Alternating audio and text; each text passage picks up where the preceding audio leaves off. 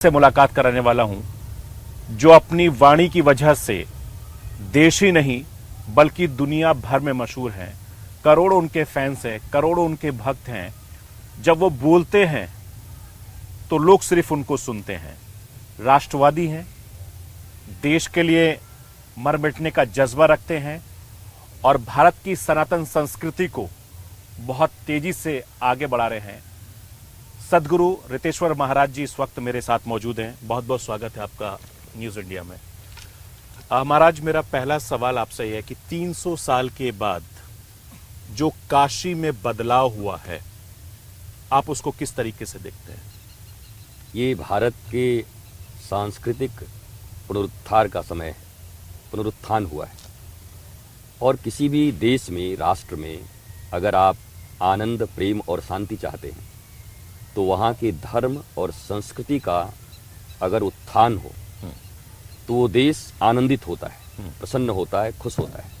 तो आज 300 सालों के बाद मैं काशी के इस कॉरिडोर के भव्य और दिव्य उद्घाटन को भारत राष्ट्र के केवल सांस्कृतिक धार्मिक रूप से नहीं देखता इसकी उन्नति को, मैं भौतिक रूप से भी उन्नति देखता हूँ। और मुझे पूर्ण विश्वास है कि भगवान भोलेनाथ और माँ गंगा की कृपा से भारत राष्ट्र के प्रत्येक नागरिक आज के इस पवित्र दिवस को जो बहुत आह्लाद के साथ देख रहे हैं, आने वाला भारत का जीवन बहुत अच्छा होने वाला है, ऐसा मेरे हृदय में बहुत ही सुंदर भाव आ रहा है और मैं आपके सामने प्रकट कर रहा हूँ। महाराज जी, जिस तरीके से देश के प्रधानमंत्री नरेंद्र मोदी जब से चीफ देश के प्रधानमंत्री बने हैं, उसके बाद से लगातार, चाहे वो काशी की बात हो, चाहे वो केदारनाथ की बात हो, काशी केदारनाथ जो वादा वो जनता के साथ कर रहे हैं वो लगातार पूरा कर रहे हैं। भारत के यशस्वी प्रधानमंत्री जो भारत के लोगों ने ही चुना है उनको, क्योंकि कोई खैरात में आए नहीं है, भारत के नागरिकों ने उनको चुन के भेजा है और ये बहुमत की सरकार है। भारत के यशस्वी प्रधानमंत्री का विजन बहुत क्लियर है। सांस्कृतिक राष्ट्रवाद और भौतिक रूप से प्रत्येक नागरिक का उत्थान उनके जीवन का प्रमुख लक्ष्य लगता है। आप देखोगे तो एक तरफ तो वो केदार जाते हैं, काशी का पुनरुत्थान करते हैं, राम मंदिर का जाकर के पूजन करते हैं, और दूसरी तरफ आप देखेंगे चाहे भारतीय सेना को मजबूत करना हो, चाहे भारत के गरीबों के लिए कई योजनाएं हैं जिससे भारत की गरीबी दूर हो, लेकिन 70 सालों से जो चीज चला रहा है, 70 दिनों में या 7 सालों में उसे दूर करना कठिन होता है। चीजों को बनाने में समय लगता है, बिगाड़ने में समय नहीं लगता। आप बुलडोजर लगा के कोई चीज गिरा दो, बहुत जल्दी गिरा दोगे, पर बनाने में बहुत समय लगता है। तो 70 सालों से चीजें कुछ न कुछ विकृत हुई हैं, कमजोर राजनीतिक सोच के कारण। व्यक्ति अच्छे थे, खराब थे मैं नहीं कहता, लेकिन राजनीतिक सोच और राष्ट्र के प्रति सोच, राष्ट्रवादी सोच उनकी नहीं थी, जिसके कारण भारत की दुर्गति हो गई थी। अब विगत कुछ वर्षों से भारत में राष्ट्रवाद का पुनरुत्थान हो रहा है, लेकिन जो विरोध करते हैं वो सिर्फ प्रधानमंत्री के एक चेहरे को दिखाते हैं। ये केदार जाते हैं, ये काशी जाते हैं, ये अयोध्या जाते हैं, ये मथुरा जाते हैं, ये वो दिखाते हैं, लेकिन वो नहीं दिखाते ये राफेल लाते हैं, वो नहीं दिखाते कि वो हर जिले में, भारत के हर कोने में चाहते कि एम्स जैसा स्वास्थ्य के लिए कोई अच्छा चीज बने जिससे सभी लोग स्वस्थ हों।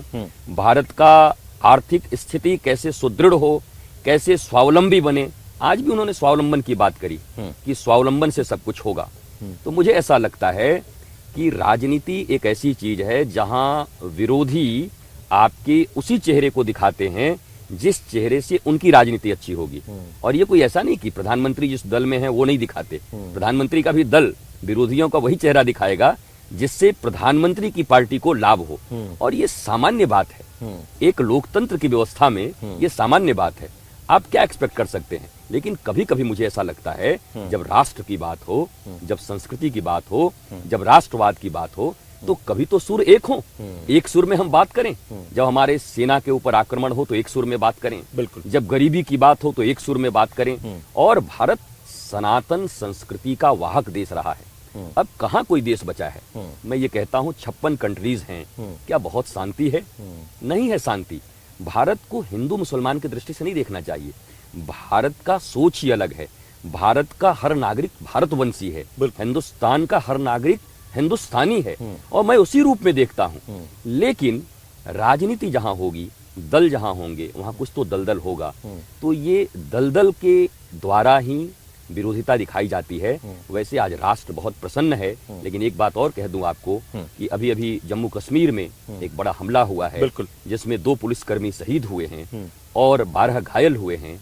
और ये कहीं ना कहीं वहां के 370 के कारण कि वो अभी भी वहां शांति नहीं है। भारत के सरकार के द्वारा, भारत की राष्ट्रवादी सरकार के द्वारा किए जाने वाले अच्छे प्रयासों को पुनः कि नहीं कहीं कोई बदलाव नहीं है, वो उनका कोई ना कोई आक्रमण चलते रह रहा है। पर मुझे विश्वास है ये मजबूत लोग हैं, मजबूत सरकार है, और सबसे बड़ा भारत की जनता बड़ी मजबूत हो गई है। भारत मजबूती की ओर देखना चाहता है। मैं उन परिवारों के प्रति संवेदना व्यक्त करते हुए और सरकार से ये उम्मीद रखता हूं कि जिन लोगों ने ऐसे कायराना हरकत की है उसको वो जवाब देंगे। बिल्कुल। महाराज जी, जैसे मैं आपके पास आया था तभी ये खबर मेरे पास आई थी कि श्रीनगर में दहशतगर्दों ने हमारे पुलिस वाले भाइयों पर हमला कर दिया। वो खबर हमने सबसे पहले दिखाई थी, हालांकि सब खबर दिखा रहे थे लेकिन हमने दिखाई, और अच्छा हुआ कि आपने उस पर प्रतिक्रिया दे दी। और हम भी चाहते हैं कि दहशतगर्दी हमारे देश से खत्म हो, चूंकि हमारे और आपके जो फौजी भाई हैं करोड़ों की तादाद में, जो सैकड़ों की तादाद में बॉर्डर पर आपकी और हमारी हिफाजत कर रहे हैं, उनकी जिम्मेदारी है। और देश की सशक्त सेना बनाने का काम तमाम जो भारत सरकार की मौजूदा रक्षा मंत्री हों या हमारे जो अभी शहीद हुए हैं हमारे सीडीएस साहब विपिन रावत जी, उन्होंने बहुत मेहनत की है। और ऐसे में देश के प्रधानमंत्री लगातार ये बात कहते हैं कि जब भी हिंदुस्तान की तरफ कोई भी मुल्क हो, चाहे वो पाकिस्तान हो चाहे वो चाइना हो, घर में घुस के मारेंगे, दहशतगर्दी का खात्मा हम करेंगे। और ये हमारे हिंदुस्तान की ताकत है। जब भी कोई ऐसा हमला होता है पूरा हिंदुस्तान एक हो जाता है। 130 करोड़ हिंदुस्तानी भाई बहन एक साथ हो जाते हैं। ये हमारे देश की खूबसूरती है, और मैं इस देश का वासी हूँ, इसलिए सदा गर्व रखता हूँ इस देश के ऊपर। मैं सदा कहता हूँ कि मैं साधु तो बाद में हूँ, पहले इस देश का नागरिक हूँ। बिल्कुल। और नागरिक की हैसियत से जब भी देश के ऊपर कोई संकट आए तब 130 करोड़ नागरिक एक साथ होते हैं, और देश के अंदर कोई सुंदर कार्य हो तब भी सारे नागरिक एक साथ होते हैं। बिल्कुल। मैं तो आपको कह सकता हूँ हजारों लाखों अन्य धर्मावलंबी के लोग हमसे परिचित हैं। उन्होंने मुझे फोन करके आज शुभकामना दी कि आज काशी का गौरव वापस आया है, मुझे भी अच्छा लग रहा है। आप इमेजिन नहीं कर सकते। लेकिन कुछ चीजें जो बुरी होती हैं वही दिखाई पड़ती है देश में। और मेरा शुरू से मानना है कि बहुतायत लोग अच्छे हैं, और कुछ मुट्ठी भर लोग हर जगह बुराइयां शुरू से हैं, चाहे वो त्रेता हो, चाहे द्वापर हो, चाहे सतयुग हो। और मुझे ऐसा लगता है कि राष्ट्र एक है, राष्ट्र को और मजबूती से एक होना चाहिए, और जाति और धर्म के नाम पर राष्ट्रवाद की भावना से मुख नहीं मोड़ना चाहिए। हमें राष्ट्रवादी बनना है। बिल्कुल। हम पहले भारतवासी हैं, हमारा राष्ट्र सबसे उन्नत रहे। हमारा राष्ट्र जो विश्वगुरु कहा जाता था, विश्वगुरु का अर्थ है वर्ल्ड मास्टर। अगर विश्वगुरु कहने में कोई तकलीफ है तो वर्ल्ड मास्टर कह दीजिए। वर्ल्ड मास्टर हम बनने जा रहे हैं, वर्ल्ड को लीड करने वाले हैं। तो किसकी चाहत नहीं होगी कि हम जिस देश में रहते हैं वो देश सबसे ऊपर हो, हम जिस परिवार में रहते हैं वो परिवार सबसे ऊपर हो, हम जहां जन्म लिए वो स्थान सबसे ऊपर हो। तो मुझे लगता है हिंदुस्तान का प्रत्येक नागरिक और भारतवासी ये चाहता है। लेकिन ये चंद दहशतगर्द और चंद जो विरोधी लोग हैं जो राष्ट्र का भला नहीं चाहते, अब उसके पीछे भी कारण यही है, बाप बड़ा न भैया, सबसे बड़ा रुपया। बिल्कुल बिल्कुल गुरुजी, आपकी बात से मुझे एक बात याद आ गई। आप सनातन धर्म से ताल्लुक रखते हो, मैं इस्लाम मजहब को मानने वाला हूँ। मेरा मजहब इस बात की इजाजत देता है कि मैं जिस मुल्क में रहूं उस मुल्क से प्यार करूं, मोहब्बत करूं। मैं जिस मुल्क में रहता हूं वहां की सरकार को मानूं, वहां के कानून को मानूं। मेरा मजहब मुझे इस बात की इजाजत देता है कि मैं जिस देश के, चाहे वो मुख्यमंत्री हो चाहे वो प्रधानमंत्री हो, उनके द्वारा बनाई हुई चीजों को मानो। ये मेरा धर्म मुझे इजाजत देता है, और यही हमारे हिंदुस्तान की संस्कृति भी है। और हमारे प्रॉफिट साहब जो मोहम्मद साहब, उन्होंने कहा कि मुझे हिंद से खुशबू आती है। आप सोचिए, लेकिन यहां जब हम देखते हैं चीजों को तो बहुत डिफरेंट होती है। आपकी बात को मैंने कहा, लेकिन मैं यहां बात करना चाहूंगा मोदी साहब की, क्योंकि हम काशी में इस वक्त मौजूद हैं। क्योंकि बहुत सालों से आप मोदी साहब को बहुत करीब से जानते हैं, आपको बहुत मानते भी हैं।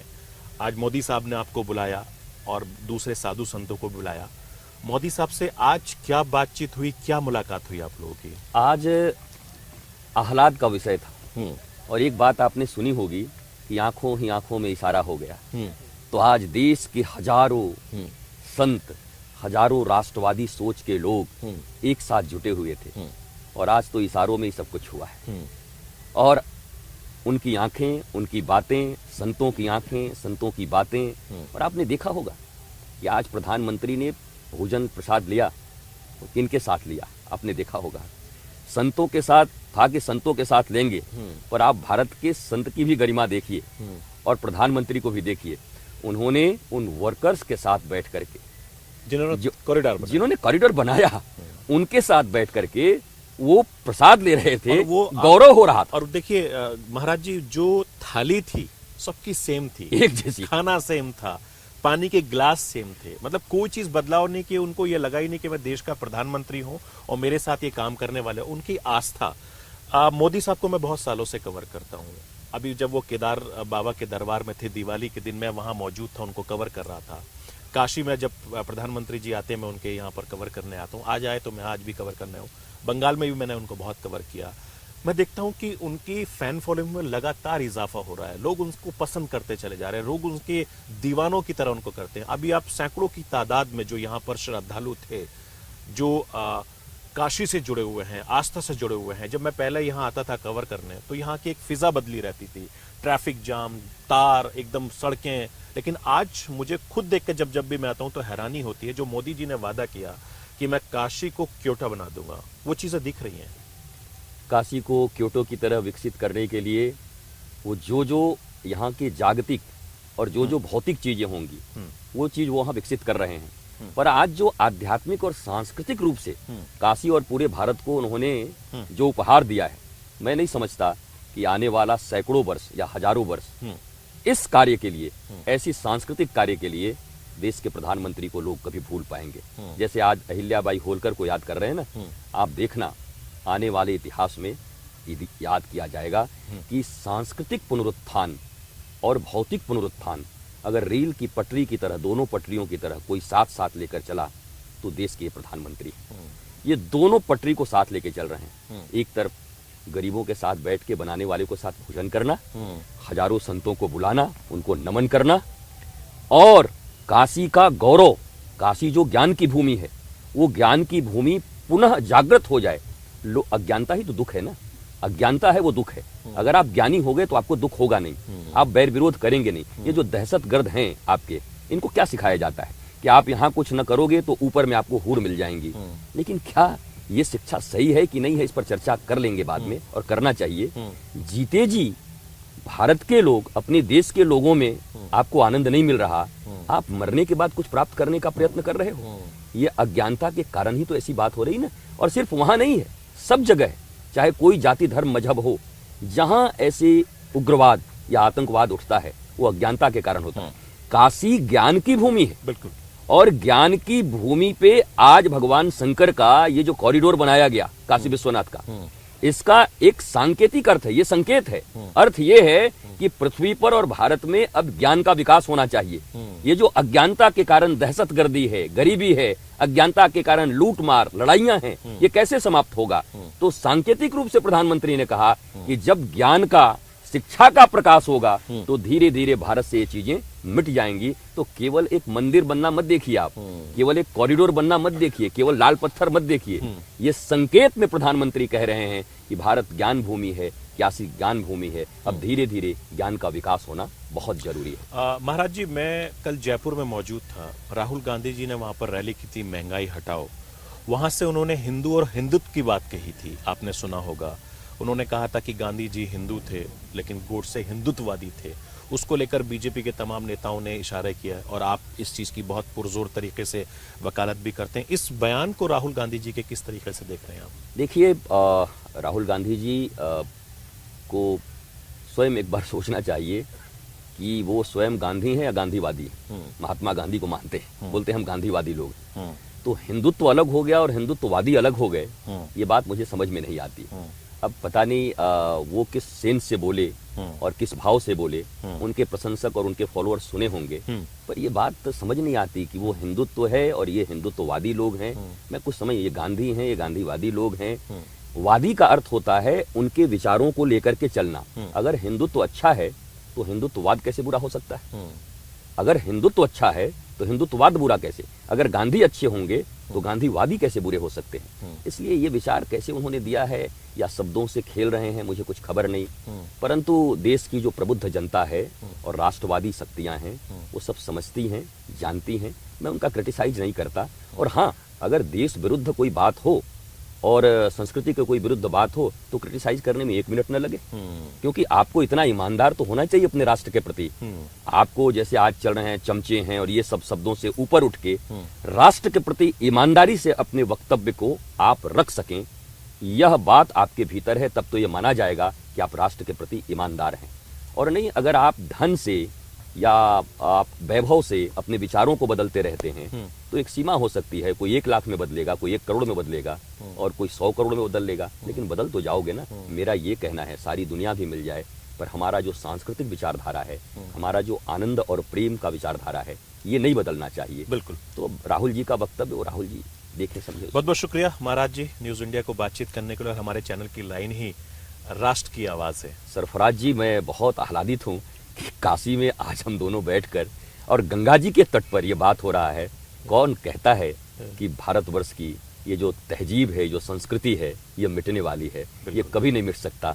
ये हमारे और आप जैसे लोग जब तक रहेंगे, भारत उन्नत होगा, ऊपर होगा और ये दहशतगर्दी भी यहाँ से समाप्त होगी। यहाँ प्रेम, अमन, भाईचारा, मोहब्बत कायम रहे। बिल्कुल। और यही बात मैं अपने दर्शकों से भी लगातार रात 9 बजे करता हूँ, राष्ट्रवाद के जरिए, राष्ट्र की आवाज़ के जरिए। और पिछले बहुत सालों से मुझे आप जैसे महाराज जी और तमाम जो हमारे देश के बुजुर्ग हैं, उनकी सबका मुझे आशीर्वाद मिलता है, क्योंकि हक बात कहना हमारा हक है और इंसानियत से बड़ा कोई मजहब नहीं। बहुत बहुत शुक्रिया महाराज जी, न्यूज इंडिया से बातचीत करने के लिए। नमस्कार।